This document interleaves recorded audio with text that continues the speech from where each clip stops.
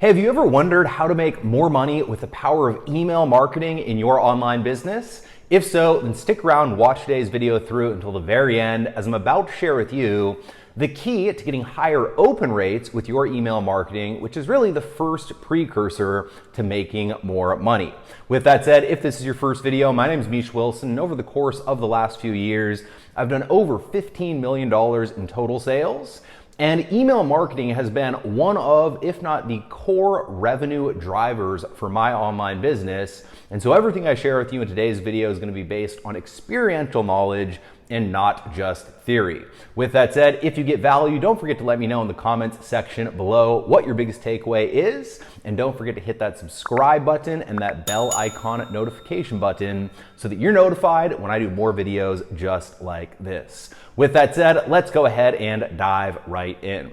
Welcome to the Misha Wilson Show, where we show you how to create massive success online so you can enjoy the lifestyle of your wildest dreams. All right, so what we're going to be talking about here today in this video is essentially the key to increasing your open rates with your email marketing efforts so that you can get more people to read your emails, ultimately click inside your emails, which of course, if you do things correctly, will help you lead to a sale. So really, we're making the assumption here that you know how to build an email list. If you don't, I'll leave a link to another video at the end of this video that goes over list building basics.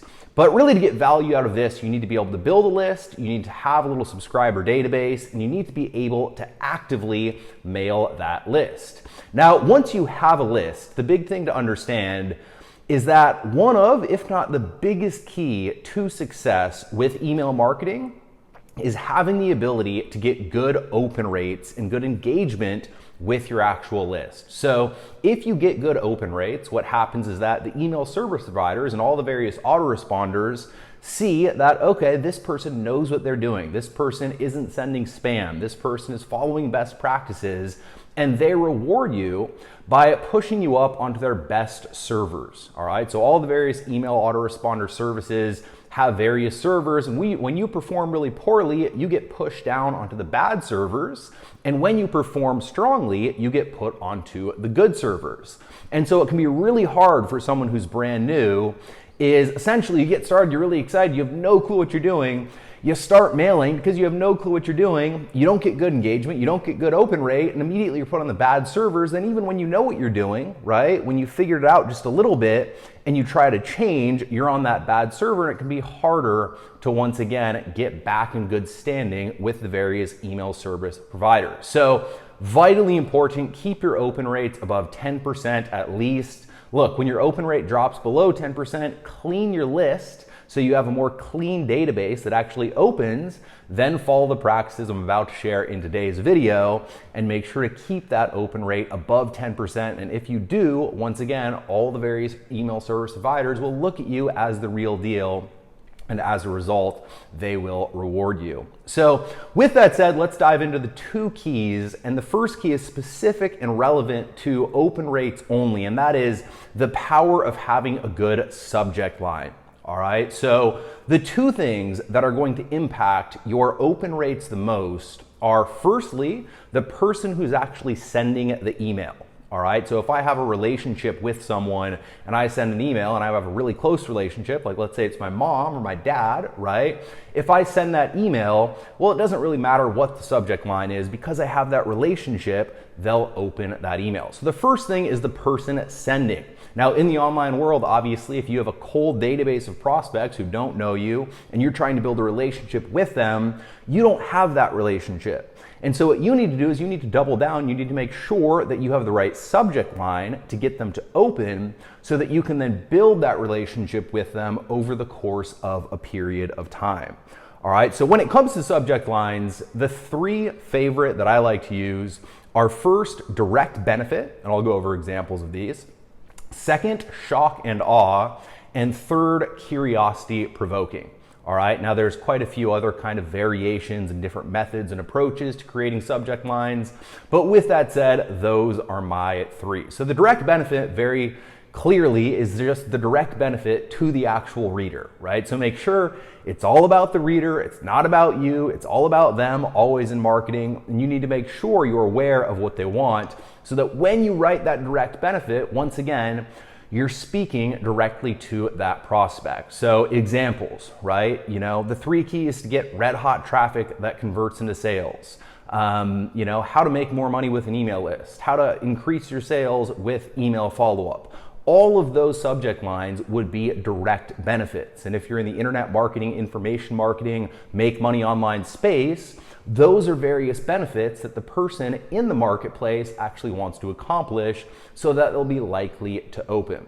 So firstly, once again, direct benefit. Now, my second favorite is shock and awe. Now, shock and awe is when essentially you shock your audience into paying attention, kind of a pattern interrupt in the email inbox to get them to pay attention and open your email. But the key is that you absolutely have to pay it off within the actual email. So you don't send a shock and awe subject line that gets them to open, but then it has zero to do with the actual copy and body of the email itself. So as an example, one shock and awe subject line that I've sent quite a bit that gets a ton of open rates is I think about you in the shower, right? So that's the subject line. Now, someone sees I think about you in the shower, they're thinking, what the hell? Like, what's this guy talking about? The first thing they do is they open it and they read it. Now, within that actual email, essentially what I explain is a student asked me where I come up with, content and topics for these videos and for emails that I write. And the truth is that I actually come up with a lot of content in the shower. Studies have shown that you actually have more creativity when hot water is pouring over your head.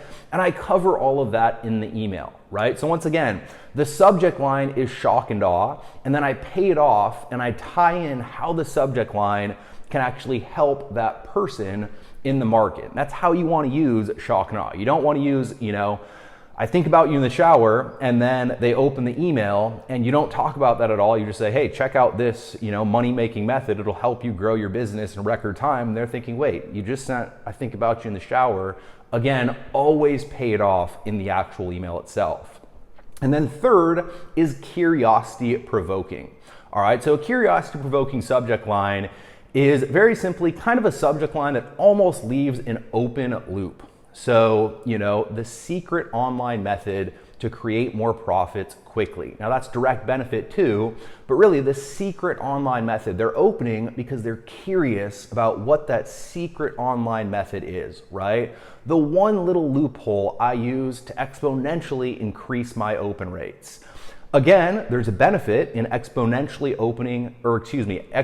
increasing open rates, but at the same time, the main core reason they're opening is to learn because they're curious about what that one little loophole is. They want to learn what that loophole is because you piqued curiosity. And then once again, just like with shock and awe, be sure to pay it off within the actual email itself, all right? So don't pique someone's curiosity, then they open the email, and then you don't pay it off. That leads to an unhappy subscriber that goes ahead and leaves. So that's the first part of this little video, right? The first thing I wanted to touch on are the 3 favorite subject lines that I use. If you guys want me to do a more in-depth training on subject lines, let me know in the comments section below. I'd be happy to do it. I can go further in depth and share all the various subject lines that I like most, but those are my big 3 favorite. Now, once you're sending those consistently, you'll start to get engagement. You'll start to get opens. You'll start to get clicks. You'll start to have emails that get good open rates. You'll start to get other emails that have really good click-through rates, right? And the next step to increasing your profits with email marketing is tracking everything. So I actually learned this from John Hostler. I did it, but I didn't do it to his level and to his kind of sophistication with how he does it. And I've seen it at play and I've seen the impact that it has on our email marketing. John Hostler does a lot of our email marketing within our internal business. So essentially what John does is John has everything out on a spreadsheet, and literally he has all the various emails he sends, and he keeps track of all of the emails that have the best open rates and all of the emails that have the best click-through rates, right? So maybe this email has a 20% open rate and this email has a 10% click-through rate. And then he looks at, all right, how can I marry the 2 emails? How can I use this subject line for, getting the same open rates as I got before, but then how can I tweak the content just a little bit in order to get a higher click-through rate than I did when I sent it by modeling this email that I sent that got really high click-through rates. And that's constantly what he's doing. He's sending emails nonstop. He's always filtering out based on which subject lines are working best. He then goes back to those subject lines that work best. He uses those most often. And then from there, he's always looking at firstly how he can tie the content in, but not even just content, also formatting. So maybe it has to do with the format of the email. Maybe one email has a link above the fold, meaning at the very top of the email, where all the other emails has a link, way at the bottom, where someone has to scroll in order to go ahead and click. So in tracking everything, what it allows you to do, very simply, is see the trends. And when you can identify the trend, when you can identify the trend that's actually working for you, very simply in business, always go into what's working best, do more of what's working best, do less of what's not working for you in your business. And long term, you will continually improve, make progress, see higher open rates, and of course, higher click-through rates, which as an example, or as a result, you will build a relationship with your audience. So if you're sending your audience to videos like this, content, relationship building material, you'll build a relationship. And if you're sending your audience to sales material, you'll make sales from your audience, both outcomes that you absolutely want with your email marketing. So with that said, I hope you got a ton of value out of today's video. If you did, as always, don't forget to go ahead and hit that thumbs up button below on this video. Let me know what your biggest takeaway was in the comments section below. And don't forget to go ahead and subscribe so that you get updates when I do more videos just like this. With that said, see you in the next one.